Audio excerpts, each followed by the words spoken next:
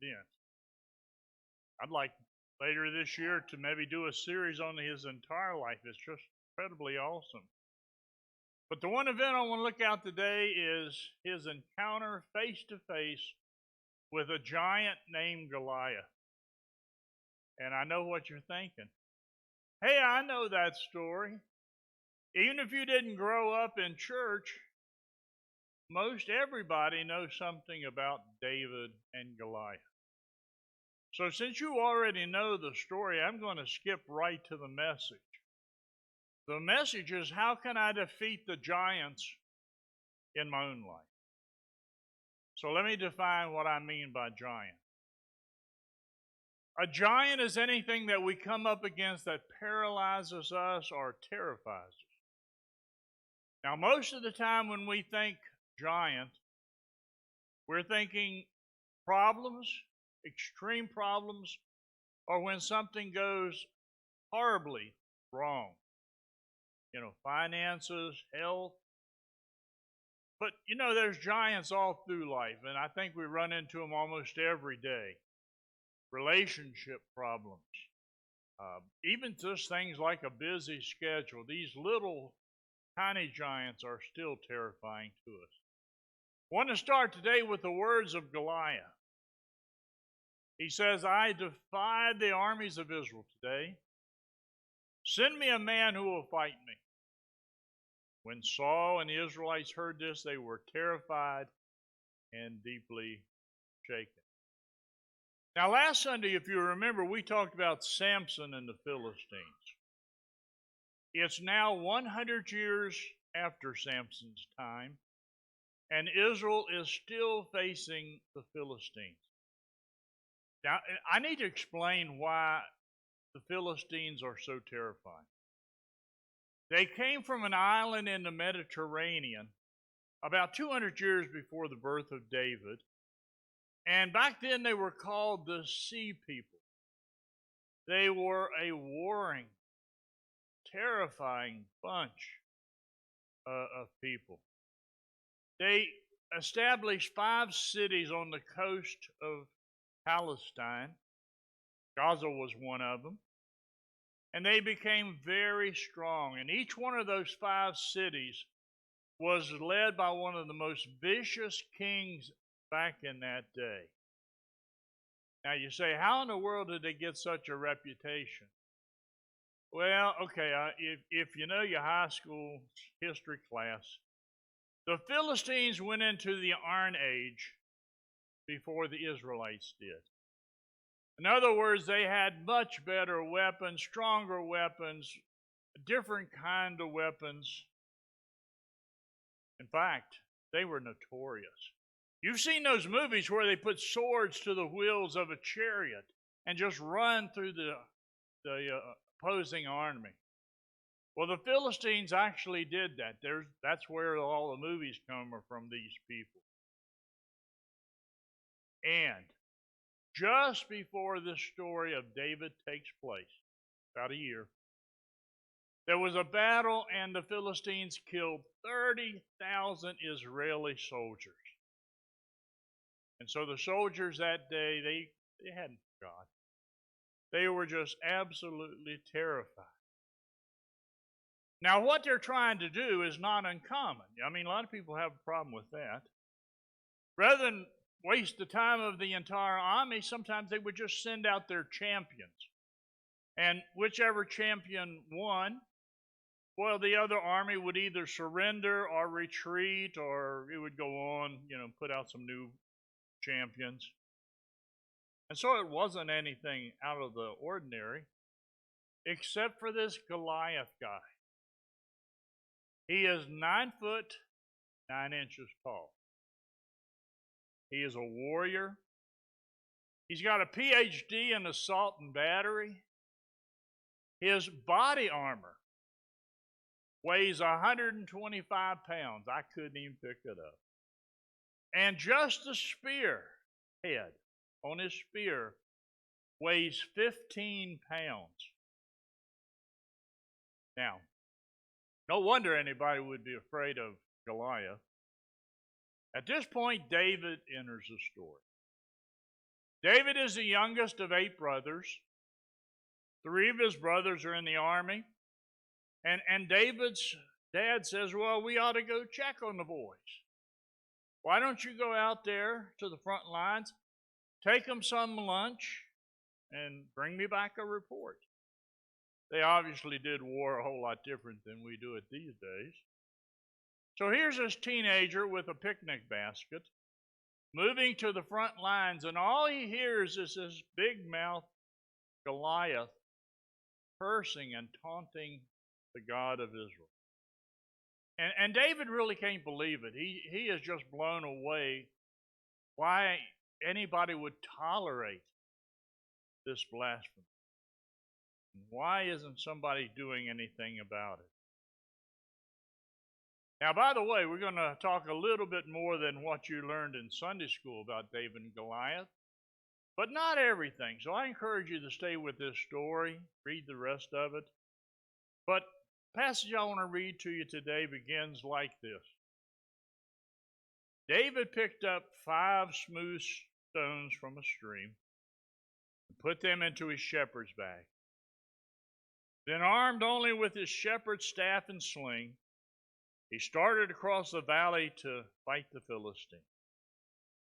Goliath walked out towards David, sneering in contempt at this ruddy-faced boy. Am I a dog, he roared at David, that you come to me with a stick? And he cursed David by the names of his gods. Come over here, and I'll give your flesh to the birds and wild animals. David replied to the Philistine, you come to me with sword, spear, and javelin, but I come to you in the name of the Lord of the heavens' armies, the God of the armies of Israel, whom you've defied. Today the Lord will conquer you, and I will kill you and cut off your head, and then I will give the dead bodies of your men to the birds and wild animals. And the whole world will know that there's a God in Israel. As Goliath moved closer to attack, David quickly ran out to meet him. Reaching into the shepherd's bag and taking out a stone, he hurled it with his sling and hit the Philistine in the head. The stone sank in, and Goliath stumbled and fell face down on the ground. And then if you keep reading the passage, David runs over, takes Goliath's sword, and decapitates Goliath, thus proving that David was a man who knew how to get ahead. I couldn't resist that. That is so terrible. How in the world do we ever become that courageous? How can we find a lion's heart of valor? Because all of us have our giants. Sometimes they're big things, dark things, shadows that blacken and blot out the sun's light. Some of you have already known some giants. An unfaithful spouse, an abusive parent, a tyrannical boss. I mean, there's plenty of giants out there. Financial giants, career decision giants, health giants, addiction giants. And then there's those pesky, day by day, little bit smaller giants, but just as frustrating. The big test you have on Friday, or the big report that's due at work. Here's kind of the point of the whole day. It's on the back of your bulletin. These moments when we face our giants are the defining moments in our life. It is in these moments of decision that we really see who we are and who we're becoming. That's kind of the heart of what I'm suggesting today. Some of you have faced your giants for a long time. The Israelites can relate to that. I mean, Goliath came out every day for 40 days. Walks up and down the valley shouting for someone to fight him. And he would curse God over and over again, every day, day after day, hour after hour. just totally bringing down the Israeli army. And they just stayed there and did nothing. Now, by the time David gets there, it's obviously time for somebody to do something. And I suggest that maybe today is the day that it's time for a lot of us to do something about our giants as well. Maybe the time has come for you to face your giant and defeat your giant. So I want to give you 3 suggestions that I believe are very biblical about David and Goliath. And here's point number 1, or suggestion number 1. Giant killers spend time in preparation. Now, in Sunday school, we may have given you an impression that this was just a little tiny teenager, just barely out of puberty and, naive and all that. The truth is, he was young, he was a teenager, but he had already spent a lot of time preparing to be a man and face his giant. When David goes and talks to King Saul, he says, I have already killed a lion and I have already killed a bear. And he has already done a whole lot more than I've ever done in my life. And he says, I can handle this Philistine. God will deliver it. Now, by the way, there's other illustration of giant killers in the Bible, and I want to give you one just in passing. He's actually one of my favorite characters in the Bible. His name is Caleb, and he's an elderly man. He's 85 years old on his birthday party. And literally it is a birthday party because he's standing in line waiting for the king at that time to give him his retirement property. And it's his choice because he's been one of the warriors back in his day. And he steps up to claim his property, and it's got beautiful places all over Israel.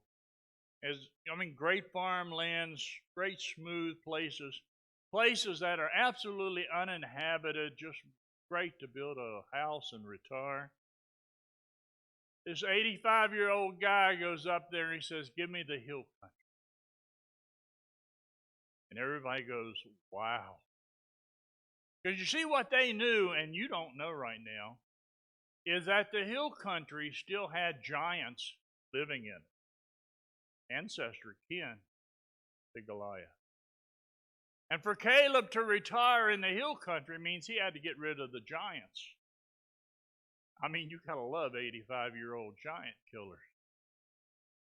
But if you read your Bible, you'll discover that God had been preparing Caleb all his life for the day he needed to get up against his giant. And the same thing is true for David. And the lesson here is simple. You just don't get up one day and become a giant killer. You've got to prepare for it. You've got to train a little bit for it. That's why it's so important to be so active in your local congregation. I used to think that you got baptized first of all, and then the next thing you did was to come to church every Sunday. And if the weather was really bad, God would give you a couple extra points. If the preacher was really boring on any particular Sunday, God would give you extra points for that as well, for staying awake. And I was literally a grown man, well, at least somewhat grown, before it finally sunk in that being a Christian is not so much a matter of coming to church. It's a matter of growing in my relationship with Jesus and God. It's a matter of me preparing to be a better me. Things like maturity, using the gifts that God's Spirit has given me, or just learning to serve humbly and faithfully. So, get a little personal here. Have we allowed God to prepare? Are we allowing God to prepare us and teach us and train us for the big event? Or are we just sitting in the pew? B.F. Westcott says this: great occasions do not make heroes or cowards. They simply unveil them to the eyes of men. The occasion doesn't make you strong. The occasion just says this is who you are.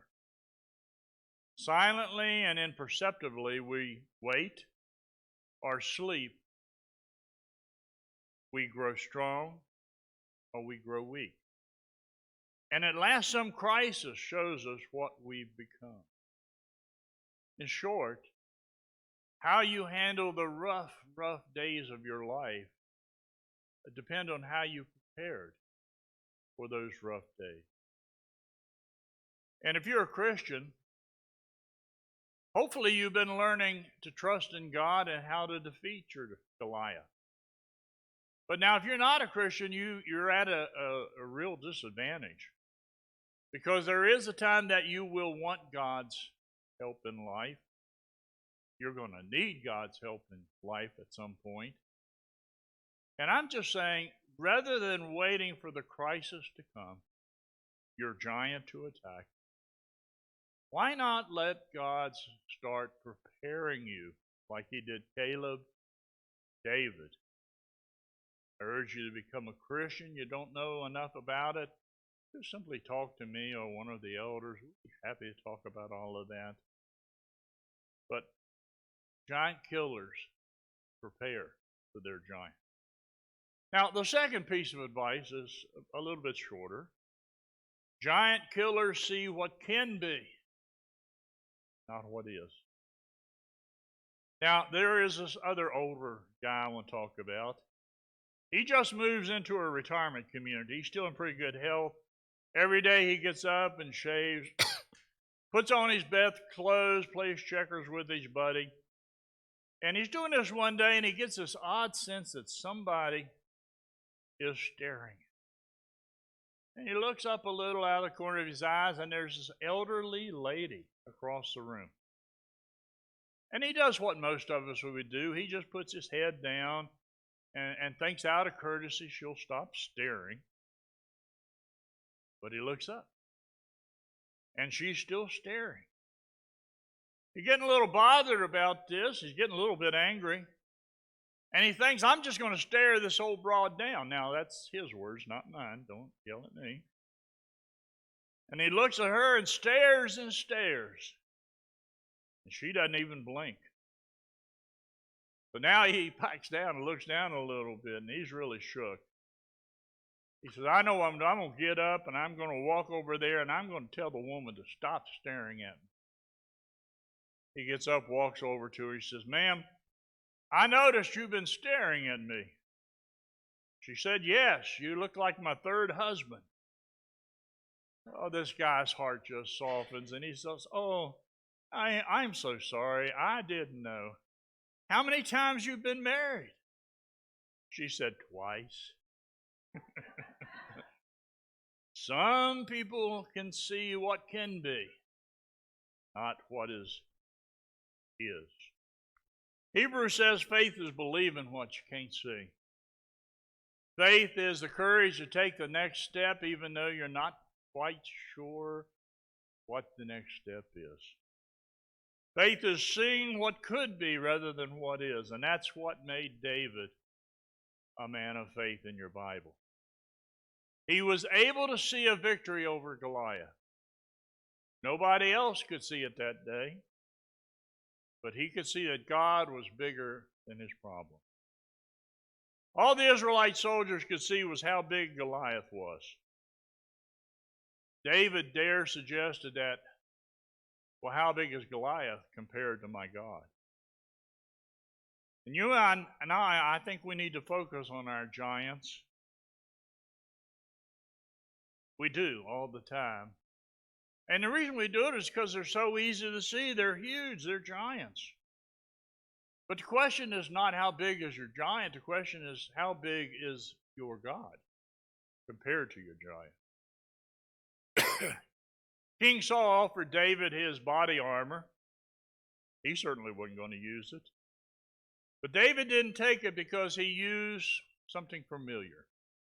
He used what he had, a sling and a pocket full of rocks. And when God called Moses to be the leader many years later, all Moses wanted to talk about was what he didn't have. I don't have the ability to speak for God. I stutter when I talk. And God says, Moses, don't tell me what you don't have. Tell me what you have. And Moses says, I've got a stick. That's bad. But God says, I'll use that stick. And seriously, go back and read the life of Moses in your Old Testament. Moses uses that stick all the time. In the New Testament, Jesus is speaking to a crowd of hungry people.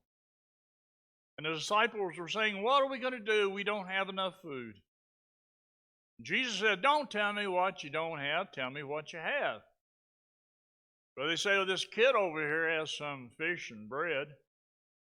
Jesus said, that's great. I'll use the fish and bread. And he fed a lot of people. Jesus was at a wedding where they ran out of wine. His own mother came up to him and said, we don't have any wine. And Jesus said, don't tell me what you don't have. Tell me what you have. Well, we got a lot of water. He said, fine, I'll use the water to make some wine. David didn't complain about what he didn't have. He used what he already had. And the advice, instead of dwelling on all that you don't have, just offer to God what you do have.